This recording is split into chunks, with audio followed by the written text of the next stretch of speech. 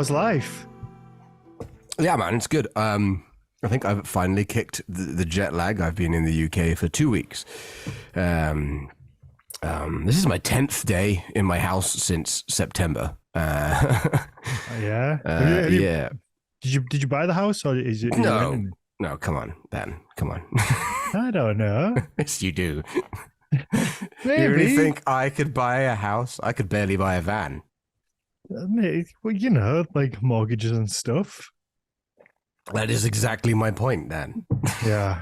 Who is going to give me a mortgage? Which bank?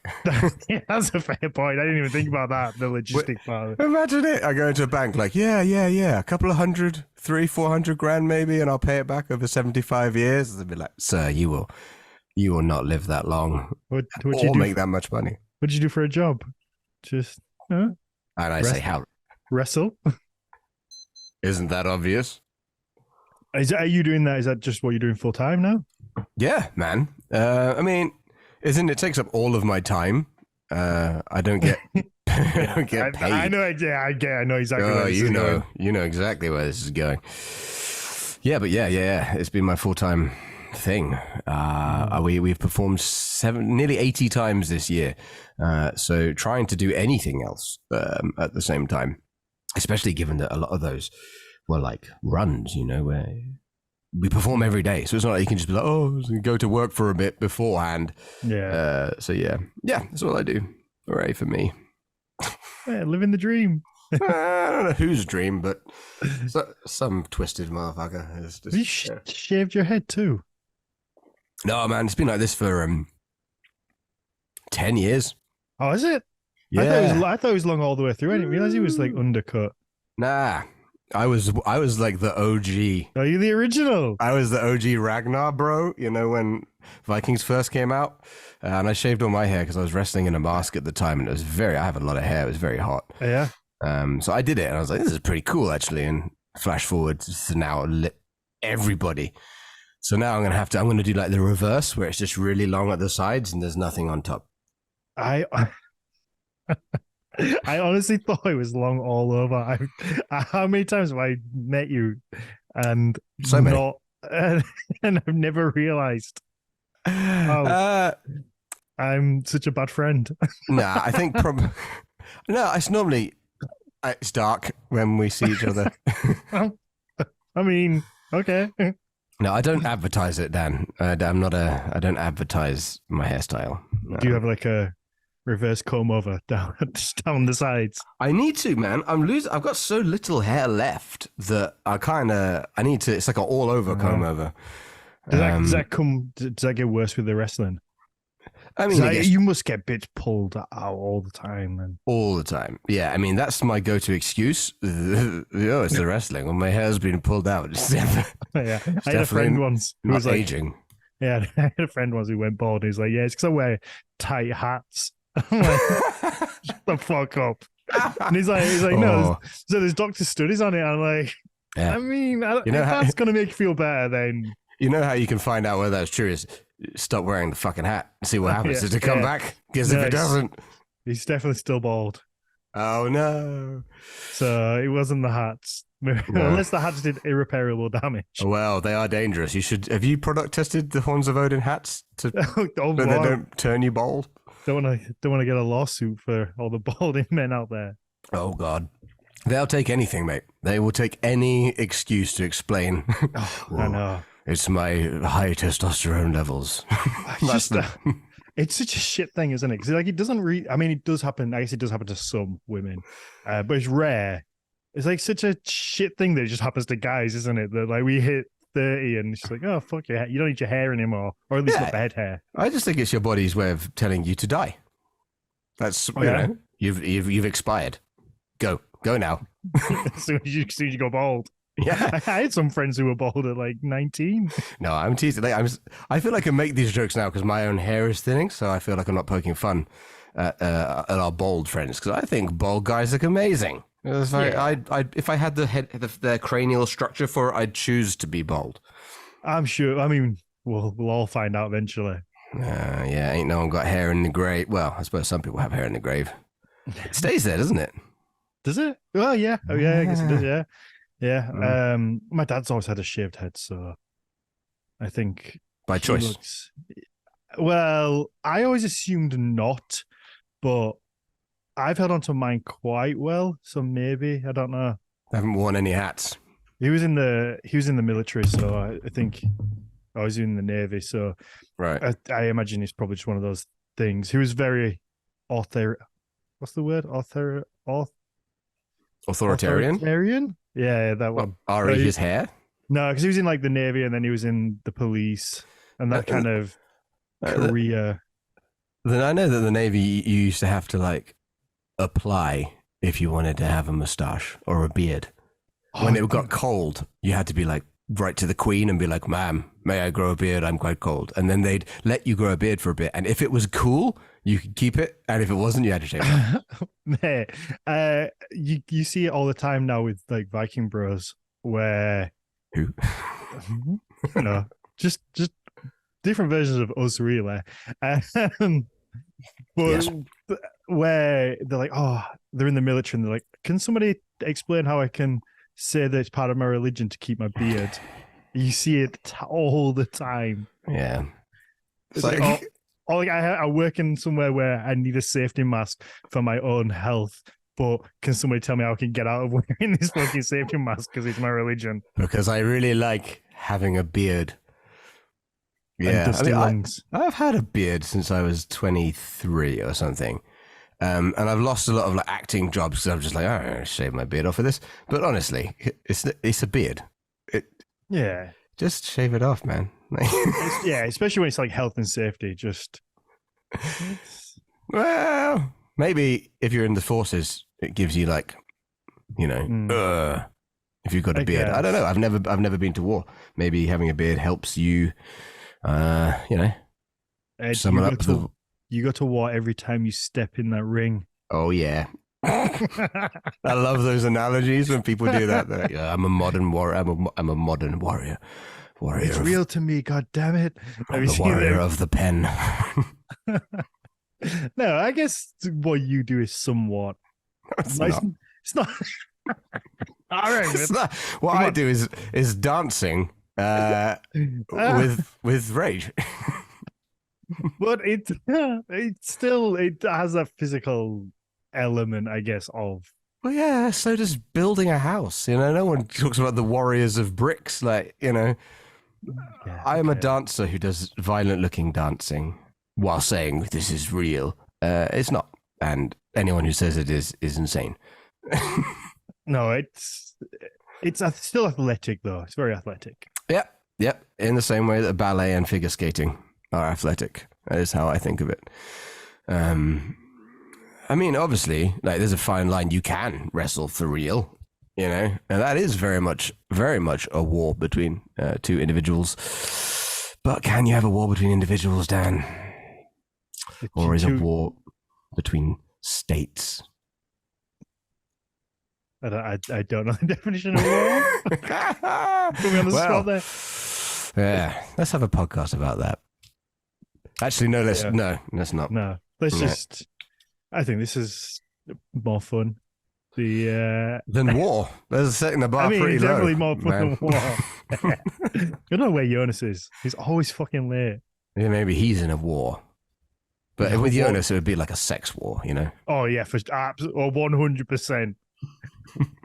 Without a doubt, it will be. Let's ask him when he turns up. Just ask. Be something kinky. Uh-huh.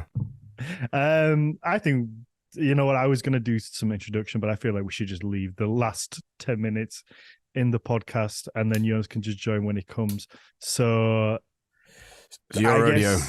Yeah, I guess welcome to the Nordic Mythology podcast.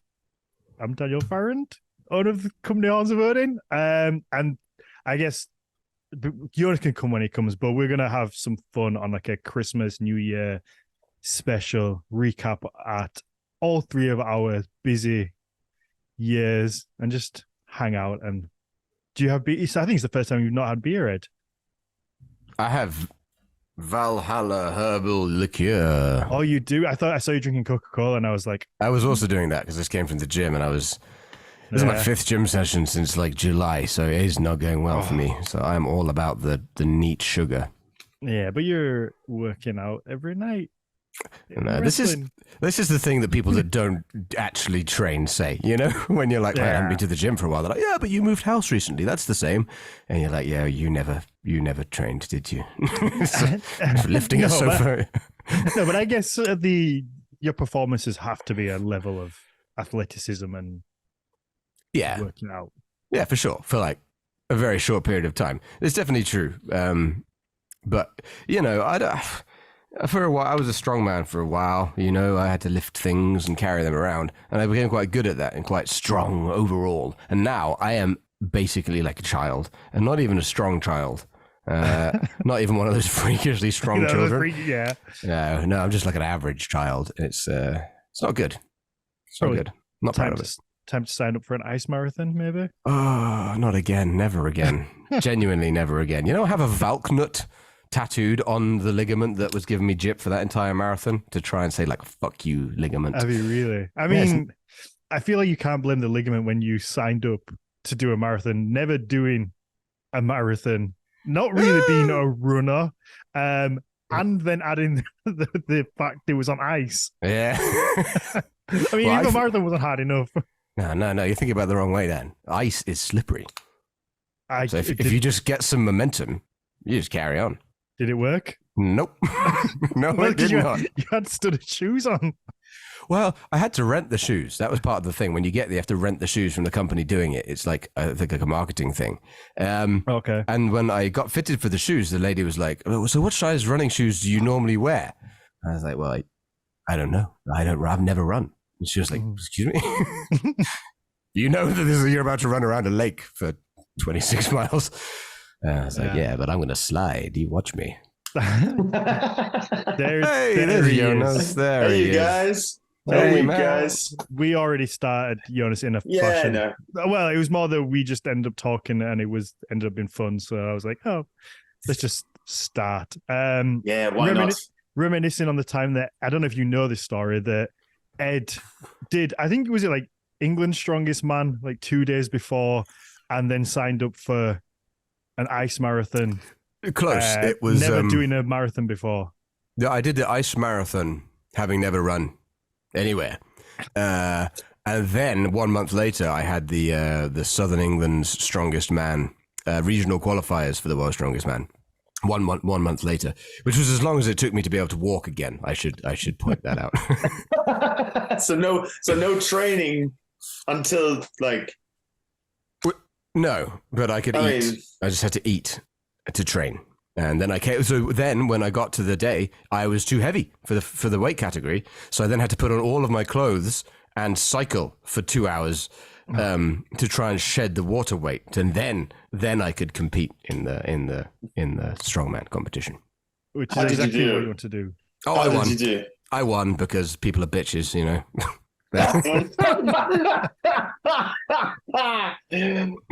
fucking lunatic! Oh, that's great. Did you tell any of them? You're like, I won this and I haven't trained all month because. Yeah, I did that thing where I was like, dude, I didn't even try. And I beat you.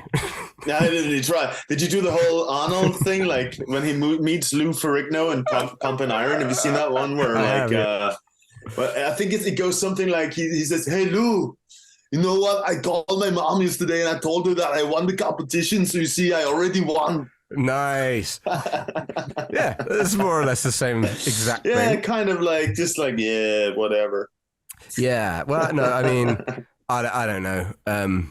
I ate a lot of custard in those days, which I'm fairly sure is basically a performance-enhancing drug, Lots of eggs. Yeah. Eggs. Yeah. Instead of having the raw eggs, you just had like raw custard, just like chucking it down. Exactly, creme anglaise. Custard shots. Yeah. I'm not even lying. Yeah, I'm sure you can go back through my Instagram archive. It was pretty custard orientated back then. Custard, I don't know. Training. It's like the reverse David Goggins, just like eat a lot of fucking custard. You're like, fuck that. Yeah, I think me and Goggins probably polar opposite ends of the spectrum when it comes to everything. More or less, yeah. Achievement for one thing. Right. Well, mental toughness might be up there though, Ed. You completed the marathon. I did. I came last. Yeah, but it's still an achievement to not give up. The thing is, I just disagree. I think anyone You were never can going to win. Well, no, I mean, I don't go out there to win it, let's be sure. But I just think anyone can do it. It's a fucking, just, you know, to how you do a marathon, just don't stop, just carry on. And then you're done. It's not, honestly, I don't think when people go out and do a run, how many times have you gone for a run and then you physically, you cannot go any further. You just like collapse on the floor. You're like, I'm done. No one has had that. So the trick is you just carry on.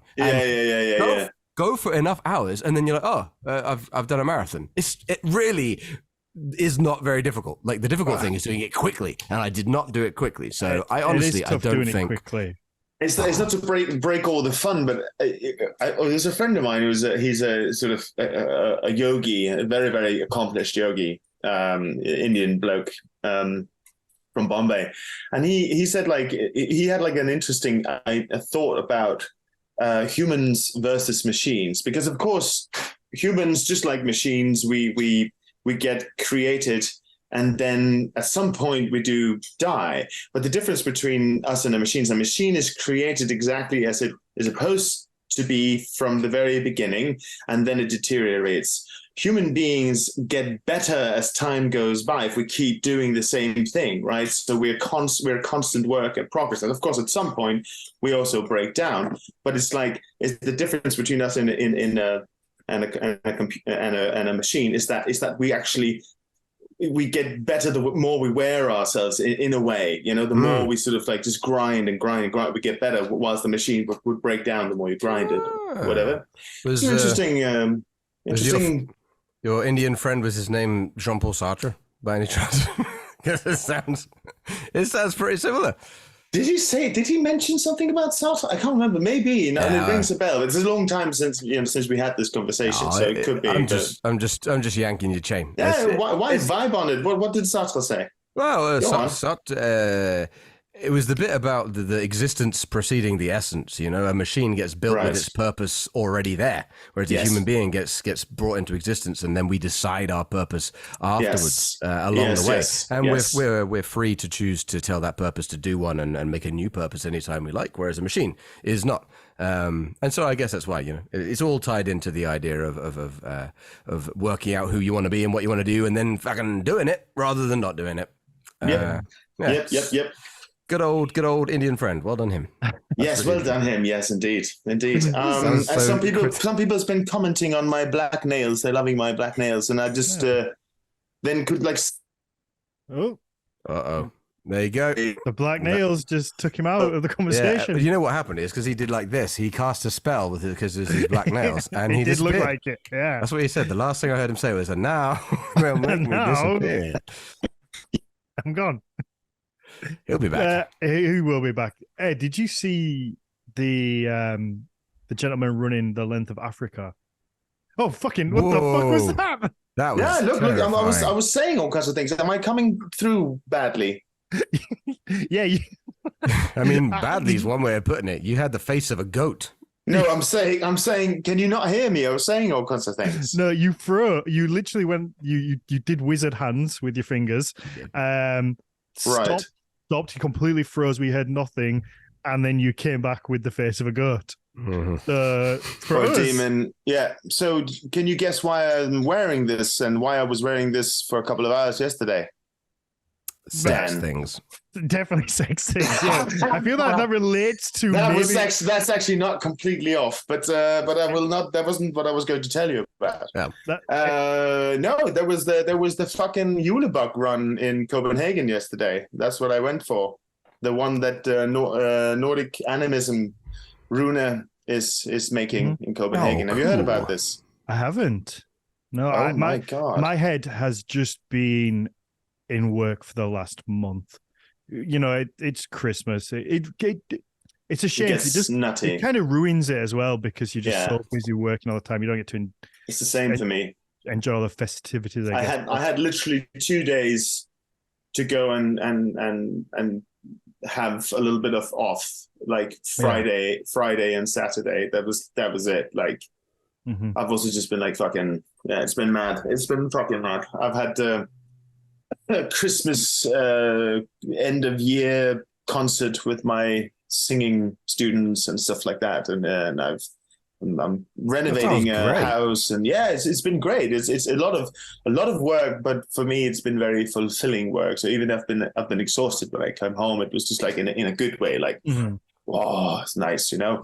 No, I need to tell you, you don't get time to explore outside of your immediate surroundings. I feel like I just become incredibly selfish for December, and it's not on purpose, but I just don't check in with anybody. I'm just literally working, going to bed, and then people talk to me, and I'm like, oh fuck, I've missed. I get quite selfish around Christmas, and it kind of lasts around about till October, November the next year, and I just it starts again. On me.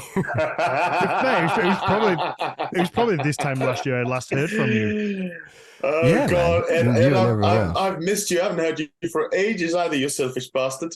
Yeah. Well, no, I haven't been lovely. In touch with anyone. Of course, there's a theory that me and Jonas are actually the same person because we never get seen at the same time. There was, that's correct. And then when Jonas does turn up, he's got a goat mask on, so you don't even know it's not an actor playing Jonas. Exactly. But there he is. So theory disproven. It must be. This is debunked finally. Yes. Finally debunked. What were you saying? No, I need to. I really want to tell you about this because I'm so excited about it. Like, so basically, Rune has rekindled and restarted the ancient tradition of the dark forces bringing in the light for Christmas. Basically, okay.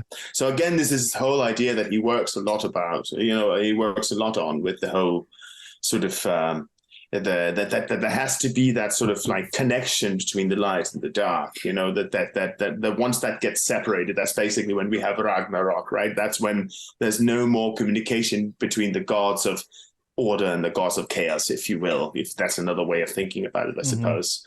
So the idea is that to sort of embrace the darkness is the one carrying the light in, like symbolizing that the light is coming back and all that sort of thing. So basically, it's been going on for a couple of years now. And this year, there were hundreds of people dressed in the most insane fucking, get-ups. Like there was a skull raven, had just a huge fucking paper mache skull raven thing on with like huge feathers sticking up like a big sort of, what do you call it, like a big collar, and just like any kind of thing. And then there was this big drum kind of group with this insane little old man in a sort of foxy costume, just controlling the whole thing. The whole sort of procession was controlled by him with his whistle, and he comes from like the Samba environment. So he's done this a billion times, right? So he's just a fucking pro. And he took it, like everyone just followed him. It was insane. The energy was insane. People were howling crazy, like going through the most busy shopping street of Copenhagen, right? So it's like the fucking, what do you call it? Like the pinnacle of like consumerism and plastic Christmas. And then you have these fucking wild ass pagans just running through the street, like with the drums. It's fucking crazy. And I had my djembe with me, so I was just like going around playing with them. And then so at the end, they stopped at one of the squares and made like a big circle, and then there was fire dancers, and I went in and just joined the drumming procession, and this fox guy sort of called me down, and we ended up having like a chase where he was on his little drums, and I had like a chase with him on my djembe, and people went fucking ape shit. And it was just like so beautiful to see this raw, crazy, chaotic energy in the middle of this very pristine old town, beautiful shopping street, like colonial to the max, just beautiful, just absolutely beautiful. So I have to shout out to Rune again for being such a fucking boss and like putting on this madness, facilitating this madness, I'll say. What was the reaction like outside? People were just so like, what the fuck? Like there were so many tourists, right? As well. Everyone was like filming and going mad and just thinking it was the most beautiful thing ever. Like people were just really reacting awesomely to it. Like, so there was like a lot of spectators, of course. So the whole city center was just like filled with, the people standing by and looking at the freaks running up through the. I mean, there is that. Oh God, yeah, it was wonderful. Jonas, it's like you planned it, because I just had a conversation with Terry Gunnell before this and we were speaking about folklore in Iceland and about how that ties to the Yule tradition. And it was amazing how different it is to our Christmas, how it seems very dark. A lot of the stories are kind of evil almost. It's monsters coming and stealing kids or chasing them away, and you have to feed them to kind of get rid of them. And it's so different to our kind of jovial Christmas that we probably grew up with, Ed, I imagine. You're referring to me? Yeah. Yeah, I was saying how Our jovial Christmases.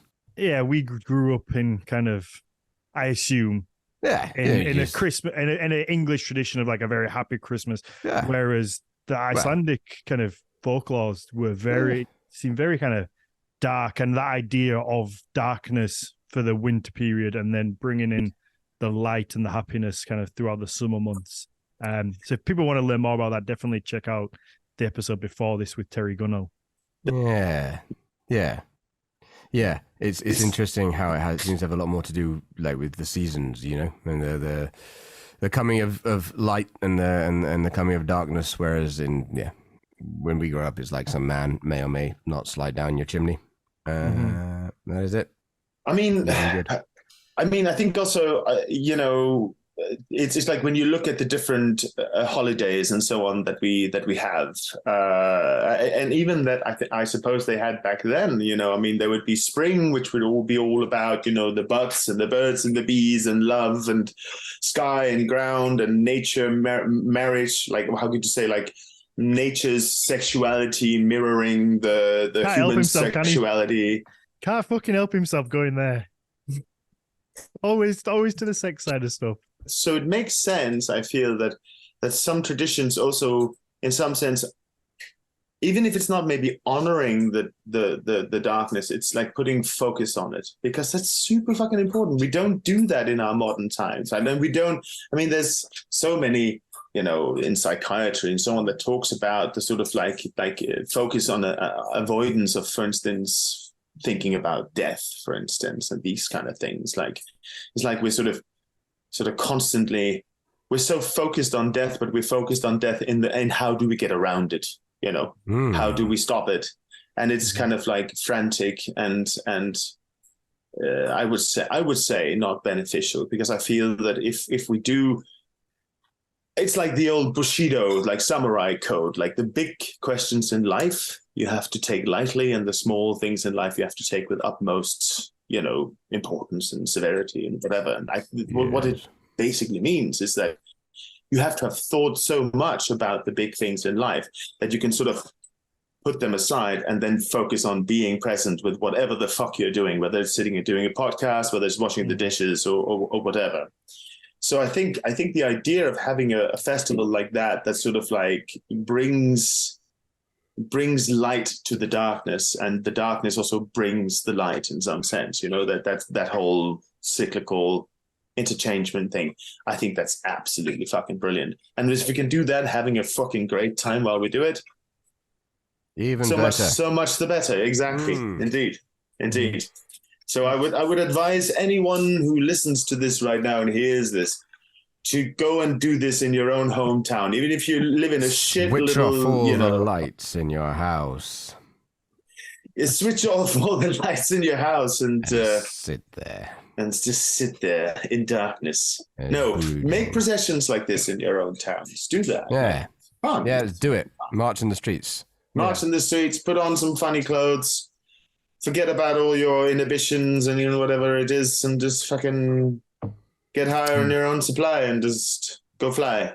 Yeah, I think. Ooh. Don't wave your fingers. We have such a detachment to it now, because it's kind of a given that most people are going to make it to the next day, or people take for granted that they're going to make it to the next day. Whereas, back 1,000 years ago, there was no guarantee you were getting through the winter, or that the sun was going to come up. Well, not like the sun was going to come up, but the days were going to get longer. Like, it might not have happened. As Terry was telling me, it didn't happen in the 500s when after a volcano. Right.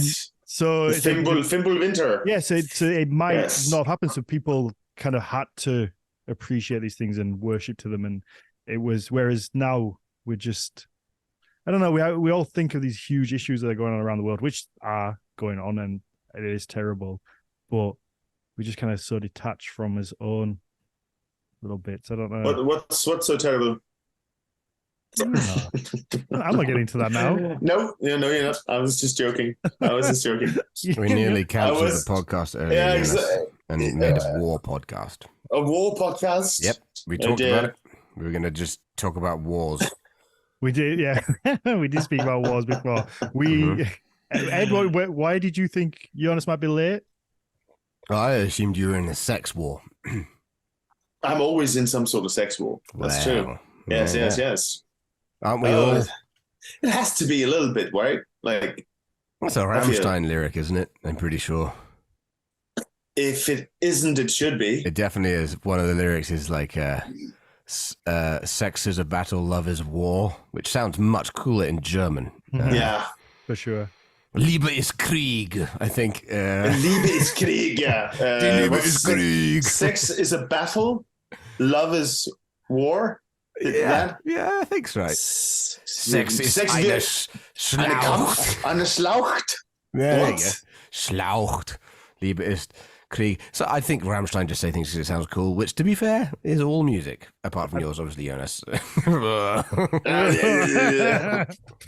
Oh, shit.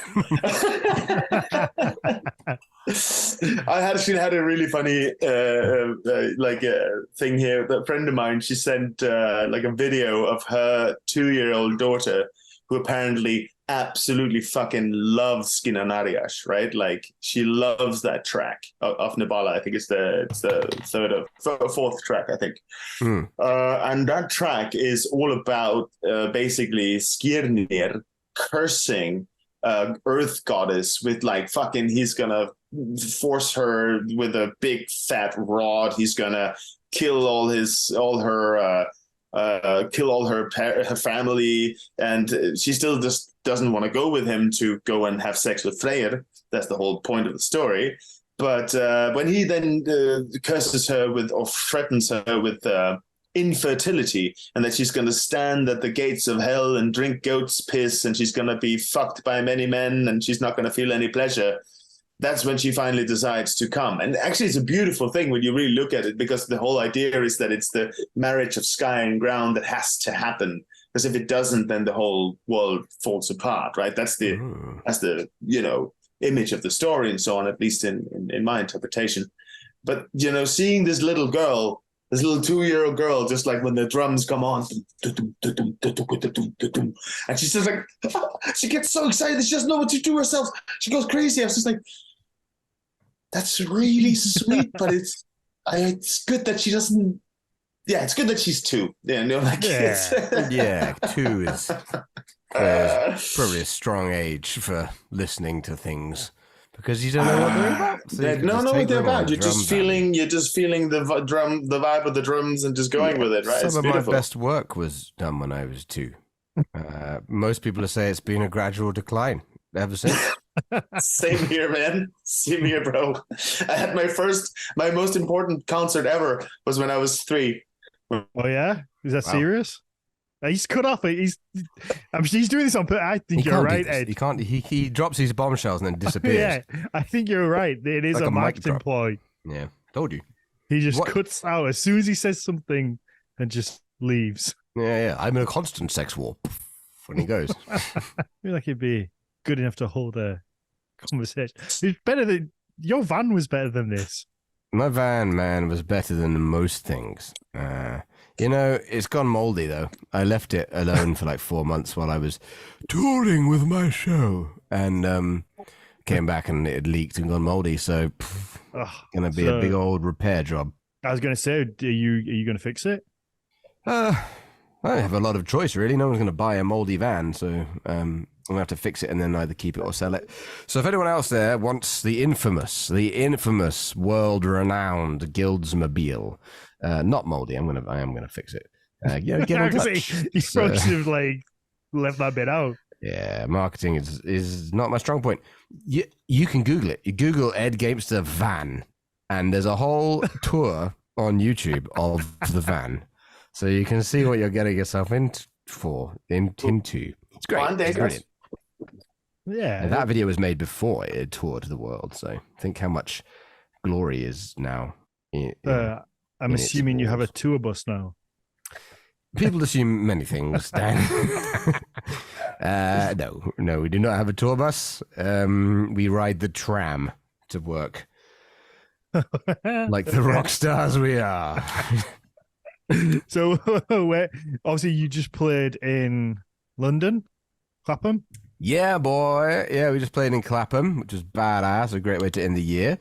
Previously to that, we were in Melbourne, Australia for 4 or 5 weeks. 6 weeks, actually. I think I was there. Tell me about this, because we've not spoken since, for a while. I didn't even know you were in Australia until I just randomly saw it maybe on Instagram towards the end. I was like, oh. Yeah. What the fuck's he doing? How's that happened? Yeah, I didn't really tell anybody that we were going. Because I don't know, like, it's not like people in the UK or Europe are going to fly to Australia to see Mythos, right? So, and I don't know anyone in Australia. So there was no one I could really announce this tour to. It was more going over to Australia and then having to try and build a new audience for our show, which proved to be incredibly difficult. Jonas, you look quite fluid now. You look confused, but you look quite stable. Smooth, man. Yeah, he always looks handsome, but... Oh, dear. Whilst Jonas sorts that, please tell me about... I'm genuinely interested in the whole Australia tour, because it felt like you obviously had an amazing run at the Fringe. And then the next thing I heard, you were breaking Australia. Yeah. So, how do I even begin? We one of the things we did this year was we went to Brighton Fringe, Brighton in the UK, because a lot of these names also are in Australia. So please, I'll clarify if they're in Australia. No questions. So we were in Brighton. We were performing, as we do, is what we do. And some of the other people there. So we were the second biggest selling show at Brighton Fringe, which is a lovely thing. But I only mention that because the top selling show at Brighton Fringe was called Gods, which is a Greek mythology themed gymnastics acrobatics show. The fuckers. How dare they? I know, son of a bitch. So they called me, and these guys they're legit, man. They're a big deal. They're called Head First Acrobats. They're absolutely they're fucking awesome. They're awesome. Anyway, they called me and said, look, we tour in Australia. We're trying to put together like a crew. Do you want to come over to Oz and tour with us and do our venues? So I said, yeah, absolutely. 100%, of course. Because just you or the whole team? No, man. No, Dan. There's a one-man interpretation of Mythos. Just me and 10 hats. No, it was the whole team. All right, you wanker. I thought, you made it sound like you were maybe joining their little bit. I did. No, I kind of, I did make it sound like that. No, they invited the Mythos Ragnarok, the cast of my show, to go and with them. So I said yes, because it's me, and I don't think about things. And so I didn't consider that it costs £10,000 a week to move my show around if you're going to take it to the other side of the world. So lo and behold, Dan, we went to Edinburgh Fringe where we had a wonderful time, and then we flew off to Melbourne, where I'm going to be honest here, nobody knows that Melbourne has a Fringe festival. When people talk about Fringe, people have heard of Edinburgh Fringe. Yeah. Many people have heard of Adelaide Fringe. It's the second biggest in the world. No one, literally not one human being in the world has heard of Melbourne Fringe. And so there we were, 10,000 miles away from home in a car park. Now, the venue was fantastic, and it was put on by Head First Acrobats, and it was a wicked space that they built, but no one in the city of Melbourne knew we were there.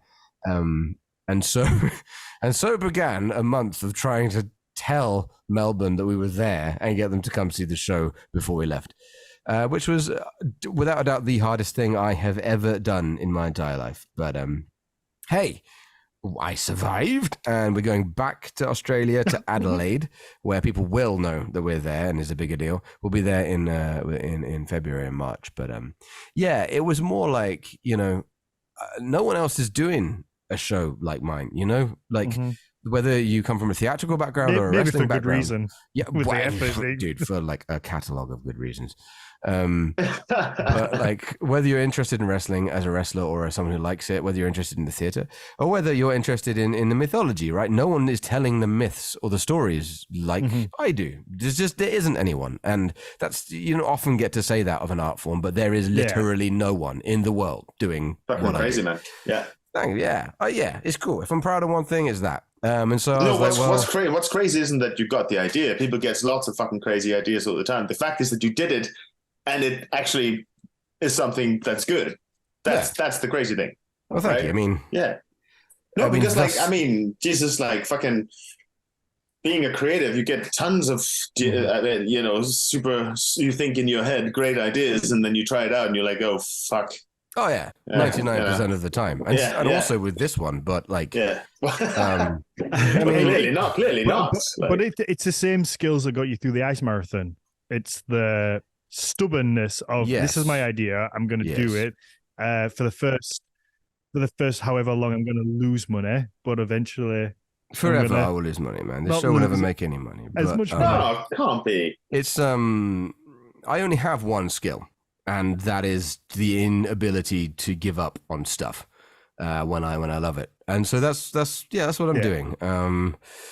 That's the guild. That's I said I was going to do it, so I'm fucking doing it, and it's by a long way a bad idea in many respects, but people enjoy it, and I'm going to keep doing it. And, I still don't even fucking know what it is.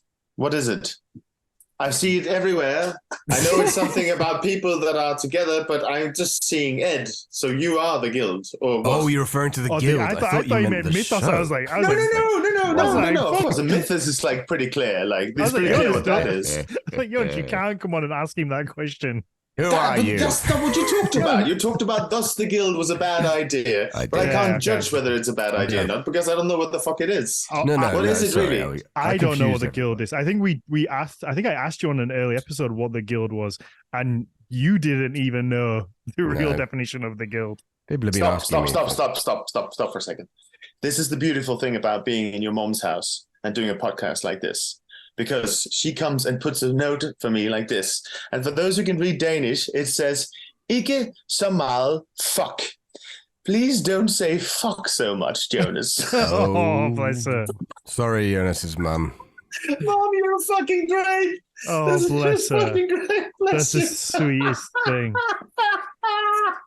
Your mum is lovely. What a soul, then. Oh, bless her. Bless her. If she only knew everything else you got up to her. Oh, exactly. Well, she knows most of the things, unfortunately. I have a very good relationship with my mom, much to her chagrin. So she gets to hear about all the terrible things. Did I meet your mom at Midgosper? I feel like I think you might have your mum and dad there. Yeah. Well, you might have met my mom with his girlfriend. I mean, with my dad. Oh, okay. No, they haven't changed genders and all that. No, my dad with his girlfriend, and you might have met my mom as well. I'm not sure. Yeah, maybe. I think they were sat near me when you were. Oh yeah, your wonderful performance. I have never made it to Midgard's blot. This year we'll do it. Let's all do it. When is it? August. Yes. Yeah, I'll be in Edinburgh. You're doing Fringe again. Yes, unfortunately, performing for thousands of people. Yeah, it's so terrible. Oh dear. Oh God. One never gets any peace. No. No. When are you doing Fringe? Is it the whole month? Is it the whole month? Yes, okay. Yes, every day of August. All right. Because I hate myself and my knees. I mean, on a serious note, that must be excruciating because, Jonas, I don't think you've had the chance to see it live yet, but unfortunately, is the athleticism and the pain. I mean, you get the whole argument of, wrestling is not real. Yeah, whatever, it's scripted. But there's still a huge amount of athleticism there to do what you do. But to do it, night after night after night is not easy. I played rugby for a long time, and I could play one game a week, and I needed a few days to recover. Yeah. So to keep getting up every day for 30 days is a huge achievement in itself, let alone putting the show on. Hell yeah. Well, you don't have it's not like you have a huge cast where if somebody gets injured, you're like, oh, well, we'll just sub in lucky number 2. Yeah, if you get hurt, you kind of just have to carry on, unfortunately. Yeah, we've had torn bits and pieces in various members of the cast, but you just got to get on with it, don't you? Yeah, it's rough. It's certainly not an easy way of doing anything. And one day I'll probably have to accommodate for that. Having different choreography. The reality is, right, people talk about my show in this way, and it's very nice of them to say, but the physicality of Mythos is far less than the physicality of any actual working wrestler, even just on the camp scene. Like, the amount of wrestling we actually do on a nightly basis is minimal. Some of the people in the show only wrestle for like 90 seconds. Right. Compared to actually wrestling or being a working wrestler, it's negligible. But It is choreographed, so it is the same shit every day. So even though you might, I do more or less anyone else in the show, but none of it's that hardcore. But when it's the 28th time in a row that you've been dropped on this exact part of your shoulder, it starts to suck. So the sensible thing is that we just alternate A and B choreography. We have one set of moves we do one day, one set we do another day, and we just we experiment. So if one has like one dislocated shoulder, you just dislocate the other one to create balance. Yeah, exactly. You gotta it's gotta harmoniously, you gotta if one of your Achilles tendons snaps, you just use the other one for a few days. Have you had any, because with any live show anything can go wrong, have you had any near misses, injuries where for sure, because obviously especially with wrestling, there's a ton of like horror stories where things are I'm not allowed to say how dangerous it is, really, because for insurance reasons. If it all goes wrong one day and I'm like, whoa, it was an accident, and they're like, yeah, here's you on the Nordic Mythology podcast saying how incredibly dangerous it is, then I'm not going to get a payout. But it is. If I can, like, the penultimate, no, I think it was the last or second to last show of Fringe. No, not the last. Either second to last or third to last show of Fringe. I just came down weirdly. And I tore something in my ankle that meant I couldn't put any weight on that foot for the rest of the shows. So I just had to do the shows on one foot. It wasn't broken. I went and got it x-rayed a few days later and it wasn't broken, but it was black and it was blue and I couldn't put any weight on it. What are you going to do? There's no one else in the country that can play Odin in my show at the moment. I'm try as I might to cast somebody. There's nobody. If anyone else knows a professional wrestling stage combat sword fighter actor who wants to be involved in a penniless theater show, by all means, get in touch. It's great. But yeah, it's only me. So if I'm concussed or have a broken arm or a dislocated ankle, the show must go on. So, yeah. Yeah. So how about the States for that show? I was thinking like the States would be fucking everyone would go crazy for it. Yeah, have you performed in America?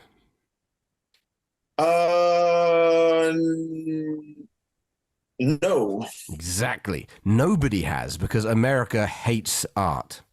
Like, if you try and go to America as an artist to do anything, they basically just say they're going to murder you.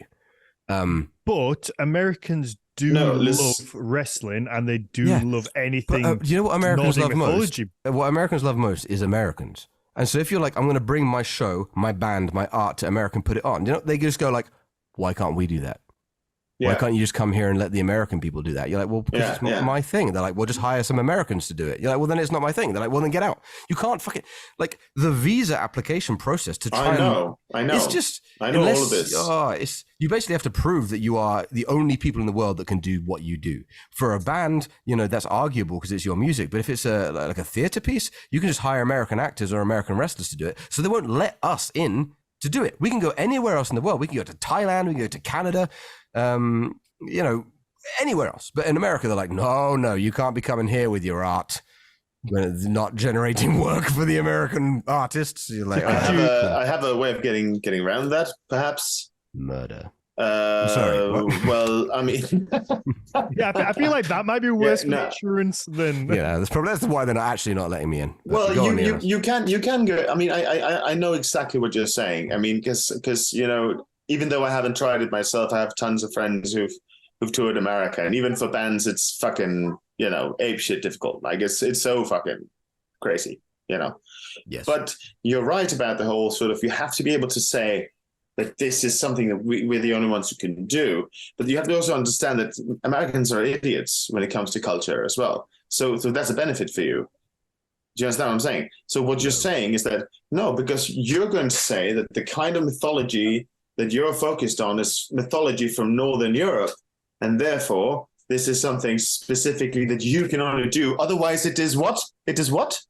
What's the word? Otherwise, it is cultural appropriation. Indeed. And what do the Americans not want to do? No, fucking. So you just have to play on that card. I would agree if most of them weren't convinced that they are Vikings. And that it's their culture that, if anything, I, as a foolish Englishman who is descended from these people, is appropriating American culture and American Vikingism. Yeah, I know what you mean, man. And I think that's how we'd probably have to pitch it that way. The thing is, if you do really break through in that market, that's also when, if you can make it here, you'll make it. It's beautiful. This podcast is going to do a cover of that. This podcast has so many American listeners, and I'm terrified right now. You're going to lose them all. They've all gone. But let's be clear. Let's be clear. The reason that we're having this thing is that we want to go to America because we want to perform there. Like, we want to perform our show for an American audience, not just because America is by a long way the biggest market for it, but also because we genuinely want to be there. And what's frustrating is it's not the American people, it's the federal government or whoever it is that decides that they won't let outside artists in because they think that what they're doing is to the benefit of the American people when it demonstrably is not. That's what's so frustrating. Yeah, it's not that we don't want to go to America. Like, I'd love to go there, and I'd love to think that in 10 years' time, like, Mythos will have its own base in the States, and that will be the biggest biggest audience for it. It's just So I say this. This is the last thing I'm going to say about it is I get lots of people from the States asking me to go there with the show, which I love, and I have lots of people from the States asking me to film the show so that they can watch it before I can get there, and I never do because you have to see my show live. Yeah. You can't watch it recorded. But what I want to say is I have to give a testament to that because the first time I saw it was, I've watched wrestling as a kid, but I remember the first time when me and Sarah came to watch it, and it was the first show you ever did. It was. And there was just something about never seeing wrestling live before and just seeing the impact, feeling the impact, feeling the music, the show of it. Like, it doesn't translate to like being recorded. And you would still enjoy it, but there is something you have to see live. Thank you. Well, I fully agree with that in terms of the wrestling. I would say I'm skeptical. I know I haven't seen your show, so I realize there's some knowledge here that I don't have. But I will, because I'm moving back to the UK now, so I will fucking say it. Yeah. So anyways, we'll go together.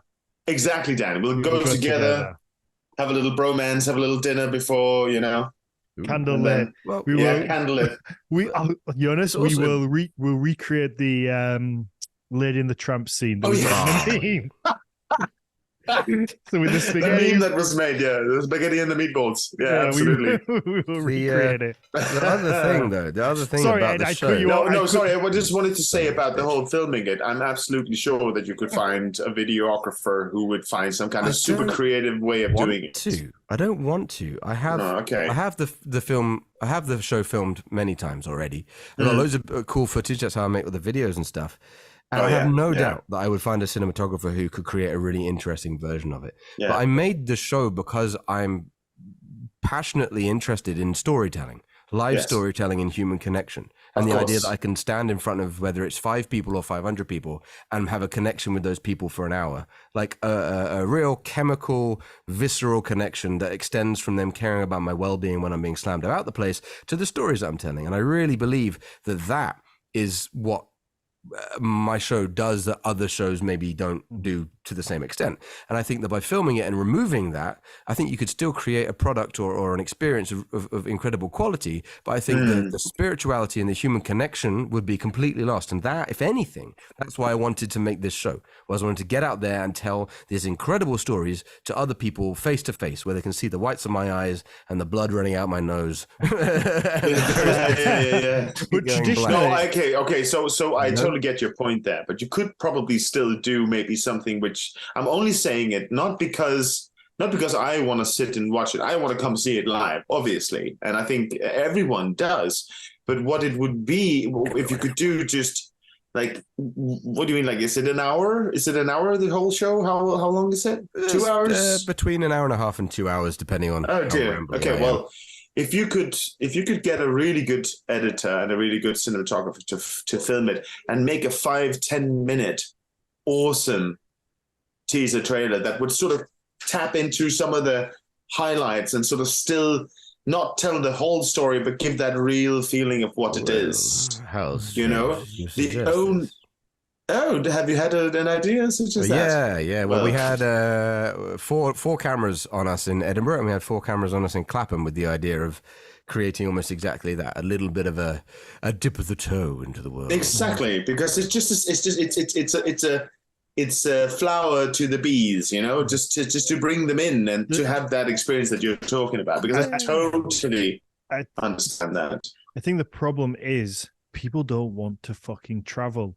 And as annoying as it is, like, unless you can take that show to somebody's city, they'll be like, I really want to come see it, but it's an hour away.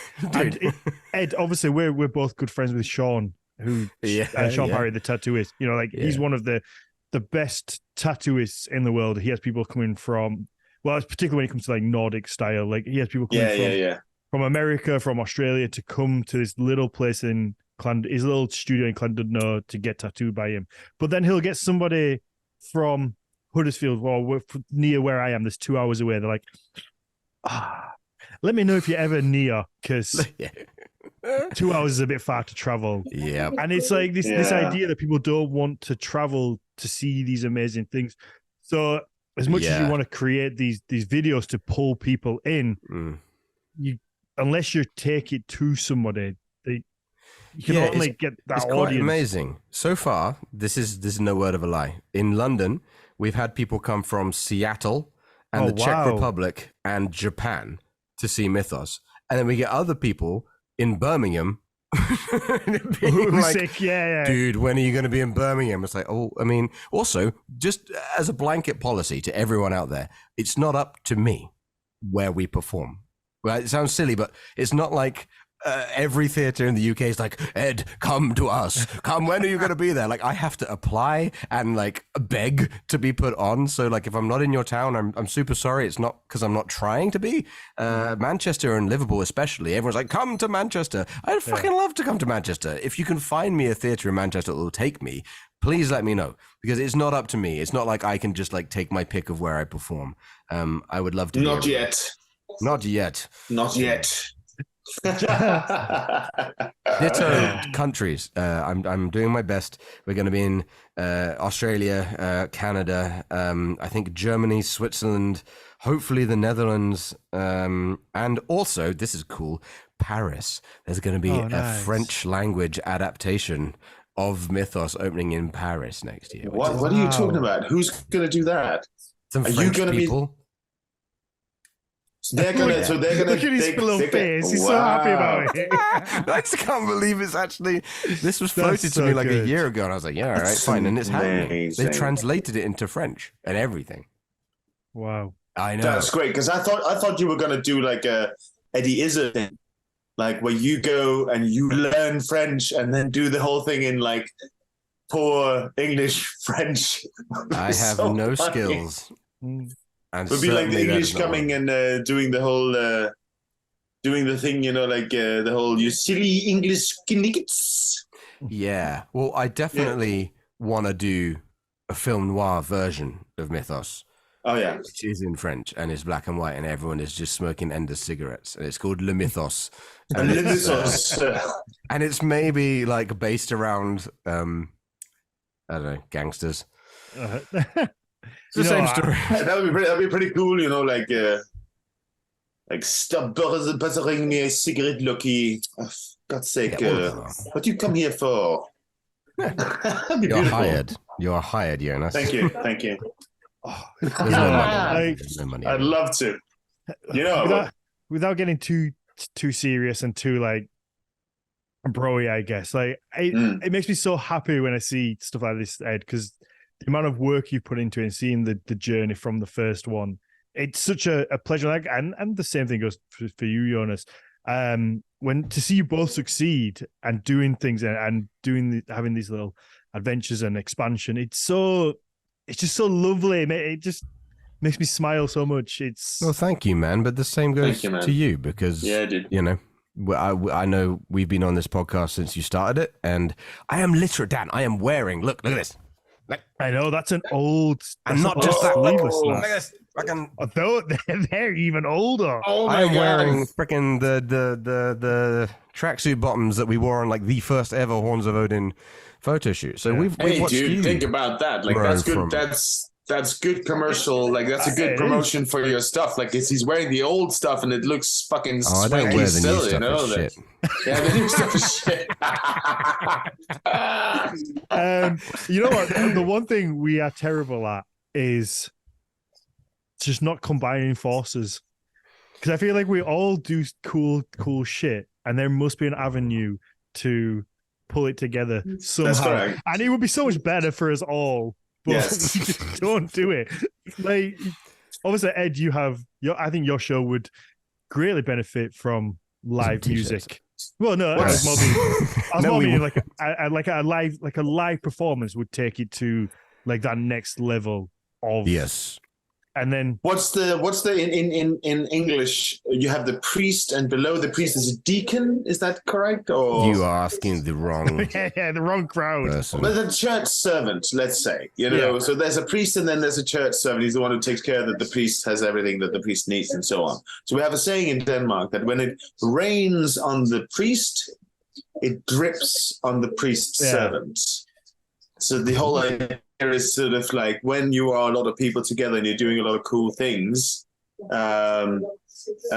know, if it works really well out for someone, it should also sort of trickle down to whoever's in your circle of crazy creatives and that sort of thing. So yeah, I agree with you, Dan. It's there's lots of ways we can pull our forces together and do different things together. It's just about, sometimes I think it's just about timing as well, you know? It's about timing and, you know, everything aligning and, oh, I'm actually doing this. Oh, that so happens that I'm actually doing this thing that might match. And then, you know, we pull our forces together. But it has to be something like that. It can't be forced either, I think. No. For sure. For sure. I'm just laughing at the conversation is all, you know? It's just three guys being like, yo, we're all so cool. You know, it would be super cool if we all got together and made one thing that was like even cooler, like the Transformers. It's just the most bro conversation. Like, man, you're cool. I love you. But you know what's also cool? Me. Let's do a thing. Let's all pee and combine the streams and make it one huge stream, you know, like one huge stream of potency. Yeah. It's just also the whitest thing, you know. It's just, it's amazing. I love us. It is though, isn't it? It's just like, no, it's not. Come on. Have you ever seen fucking like gangster rap and shit like that? It's all about my thing, and we're all together in the hood. They have a hype. I know. Hey. Ed, don't look at me like that. We'll bleep that. I'm not looking at anyone like anything. We'll bleep Don't fucking do this. This was a reference to what they say. God fucking damn it. No, I was just surprised because this fucking. No, I just for a minute I thought someone had put on some actual gangster rap. Oh, that's okay. Oh, I was like, whoa, what's this? Oh, yeah. Who's this? Oh, wow, it's so cool. It was uncanny, is what I'm. My expression. I know I'm not allowed to say that. Fuck this shit. Oh dear. You know what? One of you two will be. Well, probably this episode when you put the two of you together will be the downfall of the podcast. So let's just go out in a blaze of glory. It's all right, Jonas. We can beat it. Well, it's I think a blaze of glory. I know. No, the reason I was sitting like that was I was wondering whether I should make this argument, but I don't want to turn this podcast into a talk about what you can say and can't say, and then because I have some theories about that, you know. But let's let it go. I hope everyone understands. We've explored. I did not talk about the guys who are working for free for me in my yard and that I beat when they don't obey. Okay, that's not what I talked about. I talked about people that have each other's back and are each other's boys. Okay. Yeah. My homies, my boys, my dudes. You mean? I mean, for a moment, I actually thought you were confessing that Nabala music is made in sweatshops in Indonesia. That's what I interpreted from it. I was like, whoa, it's not far off. Kids have got some talent, man. It's not far off. It's just not in Indonesia. It's like everyone who works for Nibala hasn't been, paid any significant amount of money. So I suppose Mythos people in can a relate way, to that hard. I'm so sure. Yeah. Everyone's fucking zealot. Everyone in the band, and they have to be until we reach a kind of point where there's some money. That's but the again, kind of thing. without going back to the proverbial sucking each other off. It goes Does down that happen in Proverbs? It sounds like okay, go on. Does sometimes, maybe. Kind of. Jerking each other off, maybe. It's that idea of, everybody's there because of the two of you. You both got an idea, and I've said it to you many times, Ed. The people follow you because you have this idea and this vision, and you put on this performance, and you bring these people together, and it's not about the money. Obviously, everybody would like money, and they would like to earn a good, everyone would love to earn an amazing wage, but they're there because they believe in the idea and the future and the longevity. And that is a testament to the two of you and the things that you put together. And that's the last nice thing I'm going to say today. So, thank you. Thank you. I think that's true. I think that maybe also the people on my crew are maybe just fascinated to see how long I can possibly keep this up, and maybe they're just like, "Whoa, this is more like." Less that they believe. They're just waiting for you to crash and burn, so they can take care of you and be sweet to you and cuddle you a bit. Sometimes I feel like it's a sympathy thing. But certainly they all say to me, "I'm only here because of Jonas." That's what they say. They're like, "I only do Mythos because of Jonas Lorentzen." That's the only reason I'm here, because of that guy. Thanks, Dan. Thanks. Hey, but by talking about all that, so I'm moving back. I'm moving to Exeter on the 28th or the 29th, whatever. He's moving to the place in the UK that has the most sex in its name. Obviously. Yeah. Almost. Sex. I'm moving to Sexeter. He's sexy. That's what they call it. When you've been there a year, that's what they'll change it to. Yeah. Absolutely. I'm gonna insist on it. In fact. Sorry, mate. I cut you off there. Go on. No, so do you have shows? Do you have shows January, February, something like that, or me? No. I want to come see it. No, when is the next one?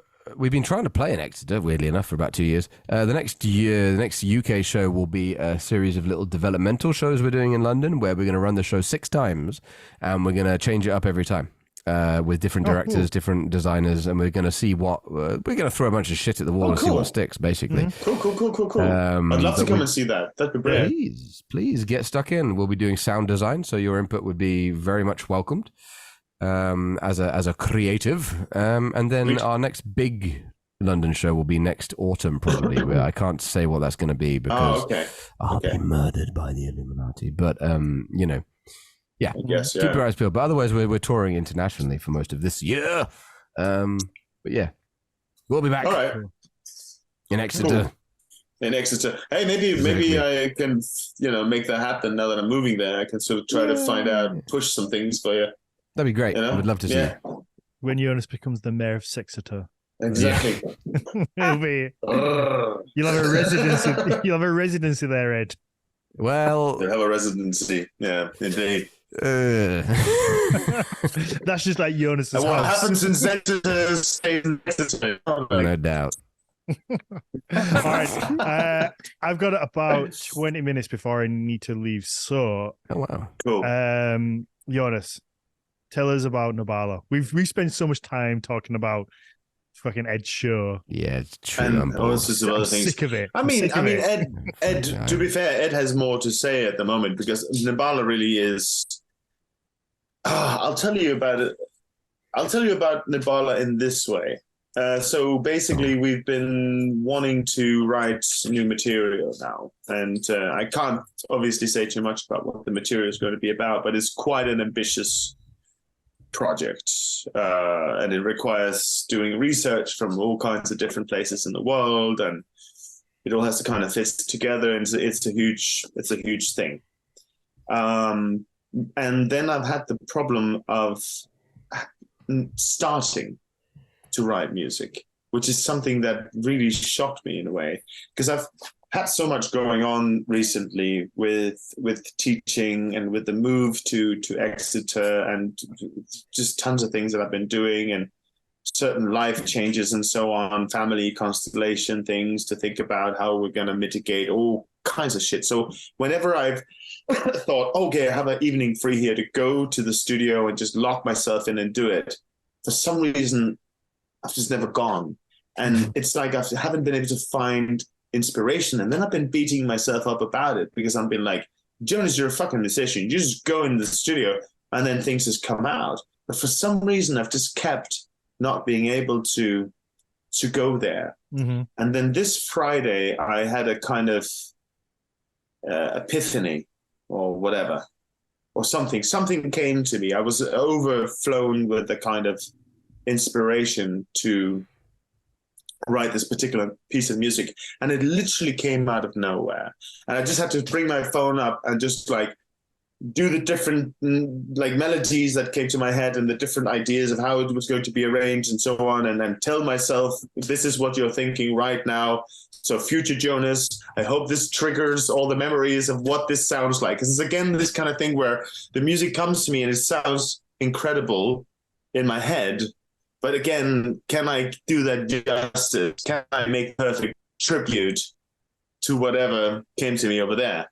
I feel like we've already talked about you doing a tribute. Well, that was when, yeah, but that was when that was a tribute to a song that came to me during a hero's dose of psilocybin mushrooms. But that's a whole different thing. I wasn't that influenced by anything, I think, at that point. So it doesn't matter. The point is just that it came to me, and I, it felt like the beginning of like, now the record is going to be made. So hopefully over the next 2 months, we will have everything recorded and done and then sent to mixing and mastering and everything. And hopefully there's going to be an album ready by August, hopefully around Mythology time. So that's literally that would be very convenient. Yes. And we, so I'm really just focused on that really right now. I'm just focused on creating the next thing. But I think one of the things that kind of has stopped me a little bit, and you as both creatives and business people as well, maybe you'd be able to understand some of this, because actually Rob, the percussionist, and I, we had a funny discussion about a Kate Bush song, which is called Get Out of My House. And it's on her, I think, 4th or 5th album or something like that, So on the first album, that's when, you had Wuthering Heights and Running Up That Hill, those songs that everyone know, like Running Up That Hill, Running Up That Building, and all that sort of thing. Playing Kate Bush. Huh? I just thought someone was playing Kate Bush there for a second. It was uncanny. You're too kind, don't you? Just have to talk to a man, don't you? I do, actually. You do that, yeah.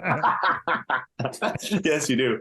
Anyway, the point is that so she had those hits on the first album, right? She had those thing, and then later on this song "Get Out of My House," it's so trippy. This song, it's so out there. It's like so many weird things happening. At the end of it, she's like screaming like a donkey, like, and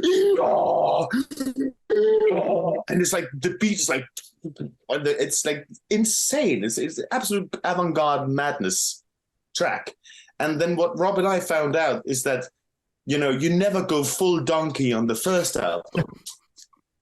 Okay. You wait with that. You get the fans first. You get the fans first, and then you can introduce them to going full donkey. The problem with the Bala is that we went full donkey on the first. Oh, okay. Full funky on the first album. Yeah. So you need to release a prequel. I need to release the prequel now, which isn't full donkey, which is just a little fold, it's a little an cute. It's just a little ass, just a little ass, Yeah.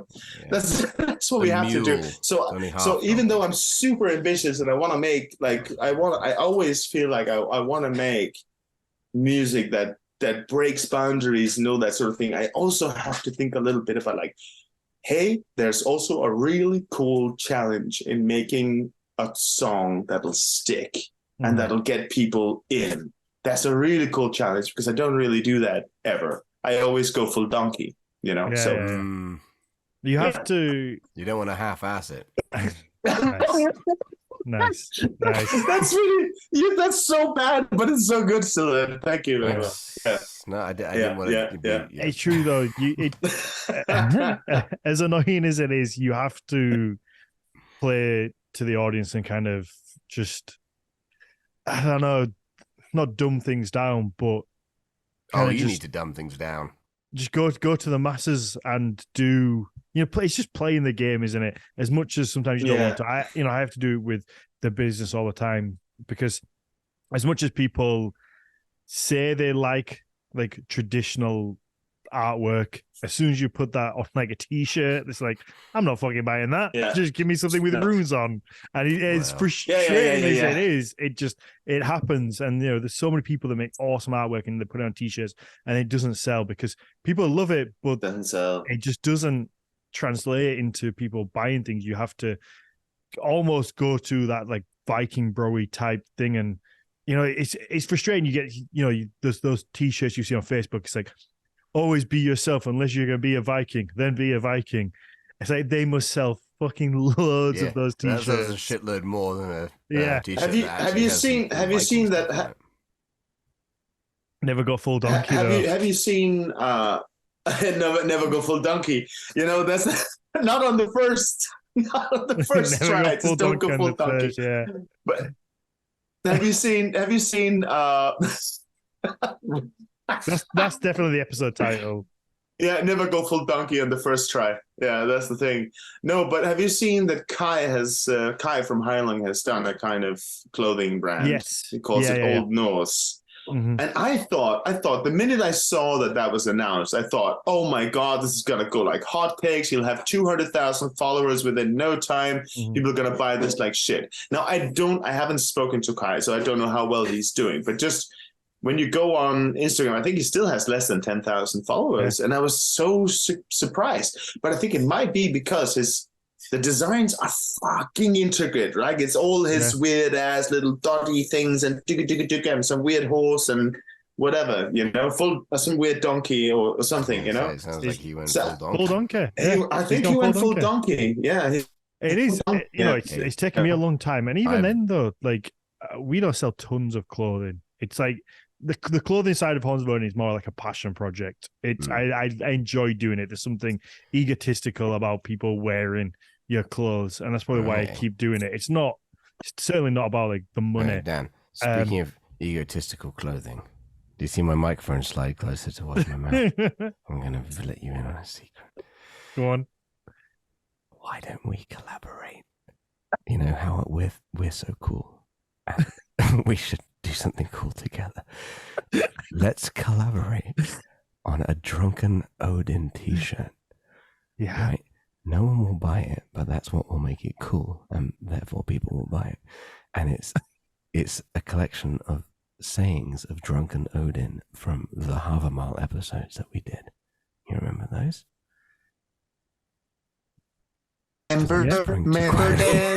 Remember. I was saying we should do a Drunk Odin t-shirt. Yeah, we should. We've been saying that for a while. When I say we, I say you should do it, and you should give me commission.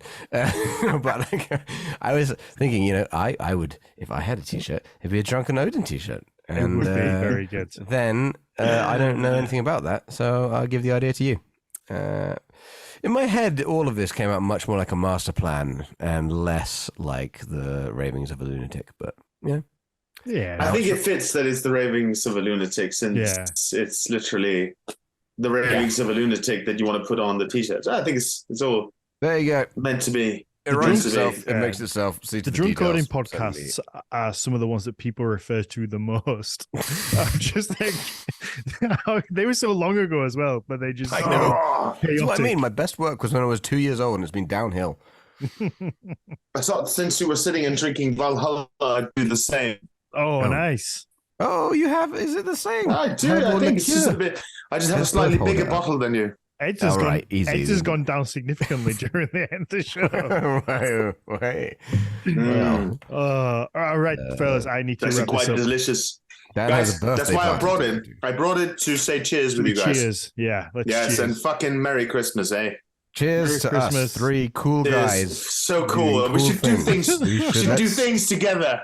We should do it together. We should sit down and talk about how great we all are more often. More often than we already do, which is once every few months. Let's go full fucking donkey, yeah, guys. Yeah. Yep. Let's go full donkey. Guys, Full donkey. Yeah. Well, thank to you the very celebrations. much. Love you guys. Thank you. Love you. Thanks for having us on. Let's have a little drink. Very good. No, thank you both very much. These are a lot of fun. We should do something like this more often. Just we should. Whether it's recorded or not. Just I think not recorded. Well, for the good of the people. for the good of Jonas. We can. We can do it in Exeter. Yeah, we'll get to go. Go to Exeter and to Zexeter. I hear they have internet there. I hear they have great internet. When you come back to England, you're going to have a solid connection. It's because people are constantly just sending each other dick pics and badge pics, so it has to be good. It does, yeah. Absolutely. Okay, I have to go to a 30th birthday party already half drunk, so thank you for that, boys. Best of luck. Best of luck. Lovely to see you guys. Love you both. We will do this again, individually, together, in whatever combination. It's always fun to talk to you both. Thank you very much for your time. And before we go, Ed, you want to shout out wherever people can follow you and your stuff? Yeah, sure. You can follow me on Instagram at thustheguild and mythos.theatre, where you can find the dates for my touring mythological theatre show, Mythos Ragnarok, which will not be in the UK for a while. But, follow it, and you'll find out when it is. There you go. Yeah, the best place to find me is also on Instagram at Nibala Music. And go to YouTube and just write Nibala Music as well, and you'll find all kinds of cool live videos and weird as full donkey art music videos, full fucking donkey, fucking £20,000 down the drain. But hey, whatever. That's I love not down the drain though, because I'm so proud of those videos. Go check out those videos on YouTube. They're good. I'm going to be shamelessly self-promoting this. These are fucking great music videos made by Christina Amundsen and Sarah Bru, two amazing fucking chicks who just put it together, and our Ukrainian production team that was amazing. Also led by a woman, just, Tasha's amazing. And it's just, you should go check that out on YouTube. Really, you should. Yeah. No, they are fantastic. And I also love how you said fuck so many times that your mum has just closed a curtain on you. She is so disappointed. She's so disappointed in me. Well, but I've tried to promise her that I'd say fuck less when I'm around her in like private conversations. So I almost being out a swear jar. She's so close. It's terrible. So, but I think this is my safe space where I'm allowed to speak how I want. Right? Yeah. Sure. Thank you, guys. You're always allowed to say whatever you want to hear. And we just have a team behind the scenes who come in and edit it to save you after. That's what we do. Why didn't you tell me that? I'd have gone full donkey. All right, guys. Thank you very much. There'll be 31 by the time you get there, Dan. Go. Have a good evening. Take care. Bye, you guys. Love you guys. Bye. Bye.